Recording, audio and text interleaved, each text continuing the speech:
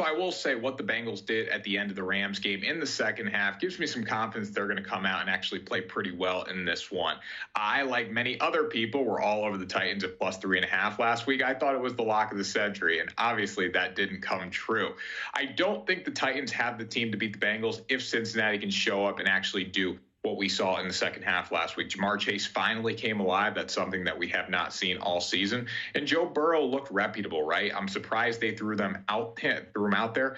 But when he was out there, he was actually very efficient with the football. They have to get the run game going with Joe Mixon, though. That's the biggest thing I see from them, and that's their key to success as long as Joe Burrow is nursing this calf injury. If they can't get Mixon going consistently, it's going to hurt Burrow because they do work well in the play-action game. So that's key for them. Also, defensively, they came alive last week as well. I'm high on the Bengals coming into this one. It's probably not my favorite bet of the week, but I would look to them just based off that momentum that they built in the second half against the Rams.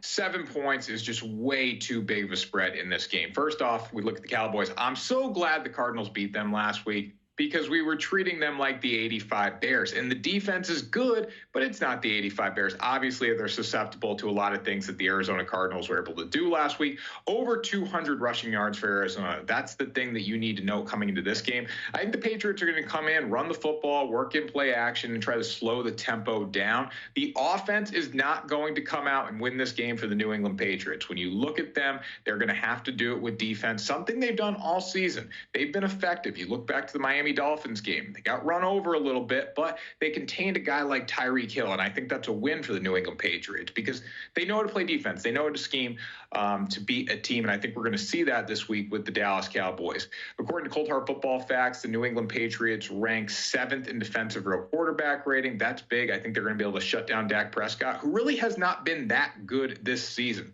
The Cowboys have won by defense. The Patriots have to win by defense. I think we're going to see a low-scoring defensive battle, but this spread should be closer to 4 or 5, in my opinion. It shouldn't be 6.5 to 7. So if you can find a straight 7 right now, I would jump on it for the Patriots. I don't like backing Brandon Staley. It's kind of like Lane Kiffin in college football. It's just two coaches that do a lot of stupid things, and they end up hurting you with the betting. But when you look at what the Raiders did last week, that was despicable. The fact that you kicked a field goal to start the game, or not start the game, in the fourth quarter right away, and then you got the penalty, and then you kick it again when you're on the 8-yard line. That was ridiculous. It's something that is not sitting well with bettors right now and a reason to bet against them in this spot. But the main reason is just because the Chargers are a much better football team. And I know they have a coach that's kind of handicapped them this season, but they rank 2nd in real quarterback rating according to Cold Hard Football Facts. Justin Herbert's been very effective this season. And when you look on the other side, I don't trust the Raiders when Jimmy Garoppolo's under center. So the fact of the matter is he's probably not going to be there this week. In concussion protocol, it's either going to be Brian Hoyer or Aiden O'Connell. Hoyer's a guy that's played a lot of football, obviously, but he can't do a lot for you. O'Connell has never taken a real snap in the NFL. So it's just a tough bet to lean towards the Raiders in the spot. If Jimmy G's back and he does clear concussion protocol, that might be a reason to lean towards them. But overall, this Chargers team is much more explosive. They're better on the defensive side of the football. And I don't think the Raiders can score with them if they start to get going. So Brandon Staley can ruin a game. I'm not going to lie about that. But if the Chargers get up big enough, we're not going to give him the chance to ruin that. And that's what I'm counting on. It's a tough spread to look at. And the Cleveland Browns are 3-point favorite. I think that's the right spot for them. I think it's the right number. And I would lean towards Cleveland if I had to pick a side here. When you look at the Baltimore Ravens, they have a few key injuries up front that not a lot of people are talking about. Tyler Linderbaum and Ronnie Stanley just have not been healthy this season. That's hurting them.